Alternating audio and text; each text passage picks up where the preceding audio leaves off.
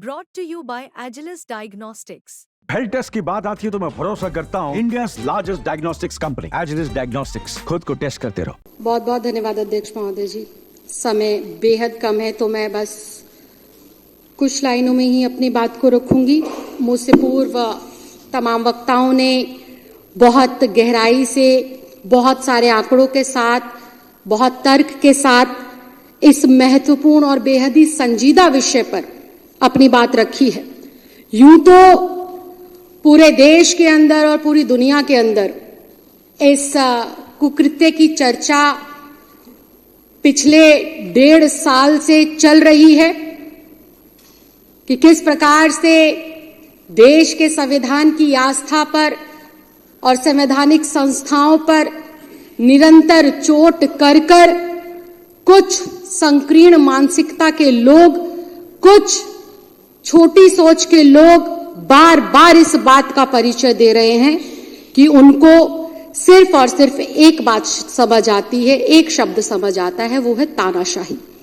लेकिन डॉक्टर भीमराव अंबेडकर जी के द्वारा लिखे गए संविधान और हजारों हजार क्रांतिकारियों के बलिदान की वजह से जो हमारे भारत देश को गौरव प्राप्त हुआ है लोकतंत्र में, उस लोकतंत्र के अंदर इन लोगों के तानाशाही वाले मंसूबे तो दूर की बात है, इस शब्द के लिए भी कोई जगह नहीं।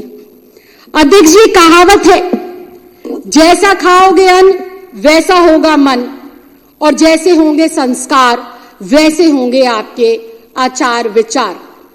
तो अध्यक्ष जी, जब मैं संस्कारों की बात कर रही हूं तो मुझे बहुत ही भारी मन से ये कहना पड़ रहा है कि जिस पार्टी की सरकार आज देश के केंद्र में है और देश के 22 राज्यों में है, उस पार्टी का जन्म ही दंगों से, लोगों को डरा धमकाकर वोट लेने से ही हुआ है।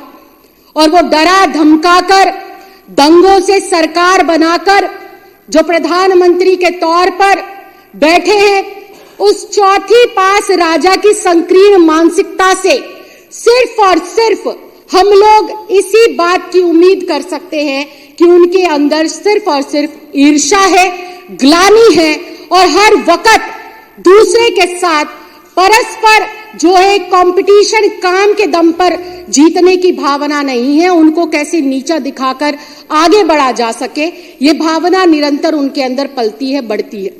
जब कोई पार्टी दंगों के दम पर, वोटों की चोरी कर कर, वोटों की खरीद फरोख्त कर कर, सरकारों को रातों रात तोड़कर, विधायकों को डरा धमकाकर अस्तित्व में आती है, तो उनका गृह मंत्री तड़ी पार होगा, ये बिल्कुल साफ है और नामजद है। ये मैं, मेरा दल या कोई और नहीं कहता, ये चुनाव के माध्यम से कही हुई बातें नहीं है, ये तो भारत की न्याय व्यवस्था के माध्यम से न्यायालयों के अंदर सत्यापित बात है। और जब आपकी मानसिकता इतनी संकीर्ण होगी, जब आप अनपढ़ता का परिचय देंगे, जब आप गुंडागर्दी का परिचय देंगे, तो निश्चित तौर पर यह बिल्कुल साफ हो जाता है कि एक पढ़े लिखे, एक प्रभावशाली, एक IITN से एक ऐसा व्यक्ति जो सब कुछ निछावर करता आया है वह भारती के लिए और दिल्ली वासियों के लिए, तो उससे मोदी जी को डर लगना लाजमी है।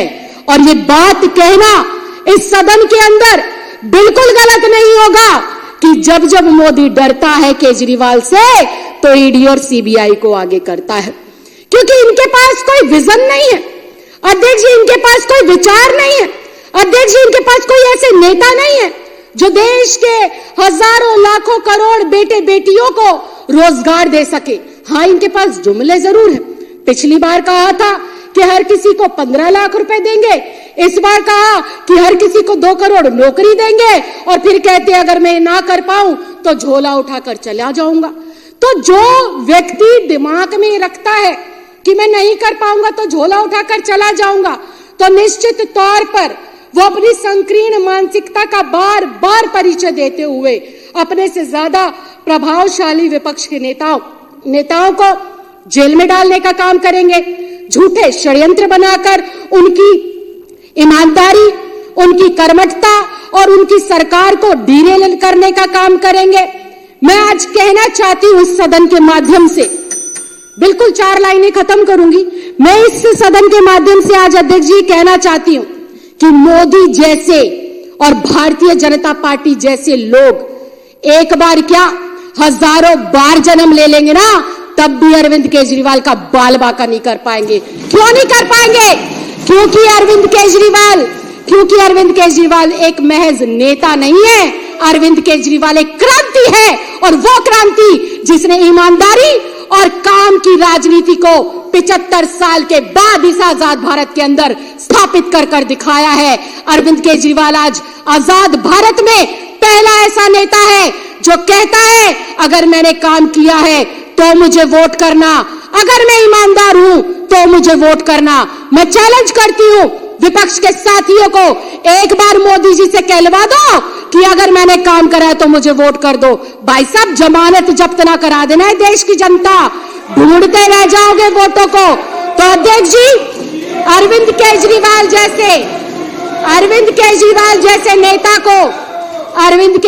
जैसे नेता को मोदी जैसे व्यक्ति और तड़ीपार जैसे अमित शाह जैसे व्यक्ति हजारों जन्म लेंगे ना झुका सकते हैं, ना डरा सकते हैं, और ना ही हमारी सरकार को तोड़ सकते हैं। और जहां तक बात है आम आदमी पार्टी को तोड़ने की, आम आदमी पार्टी के लोगों को डराने की, तो अध्यक्ष जी मैं ये भी बहुत साफ शब्दों में बता दूं, आम आदमी पार्टी कोई राजनीतिक पार्टी नहीं है, ये एक परिवार है।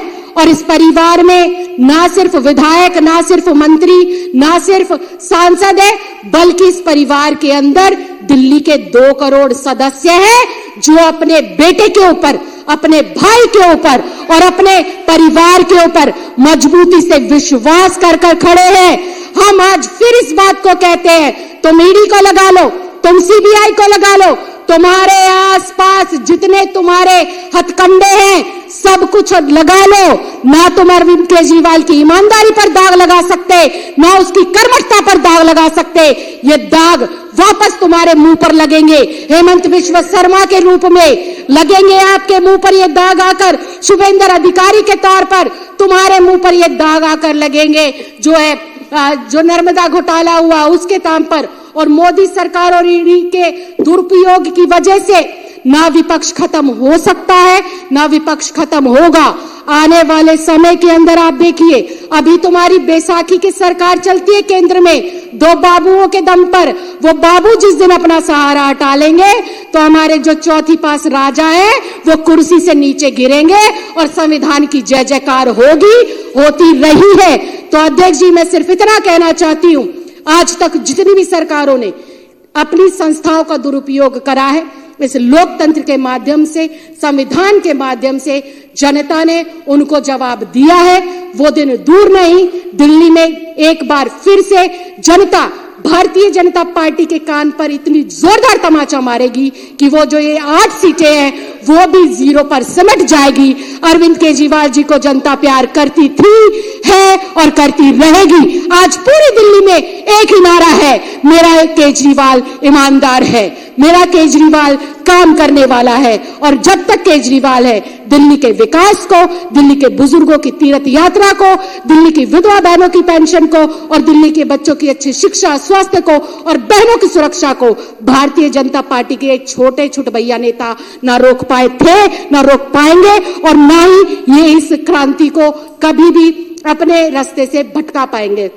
अध्यक्ष जी, आपने मुझे इतने कम समय में मेरे शब्दों को रखने का मौका दिया, बहुत महत्वपूर्ण विषय पर बोलने का मौका दिया। मैं चाहती हूं कि इस विषय को आज से और अभी से हम लोग इतनी गहराई से जन जन में पहुंचाएं कि वोट लेने के लिए किस प्रकार से कामचोर लोग एक काम करने वाले नेता की छवि को धूमिल करने का असफल प्रयास करते हैं। ये इस प्रयास में भी असफल रहे और चुनाव में भी 100% असफल रहेंगे। 70 की 70 सीटें केजरीवाल को, अपने बेटे को, अपने भाई को दिल्ली की जनता देकर रहेगी। बहुत बहुत धन्यवाद, बहुत बहुत आभार। जय हिंद, जय भारत।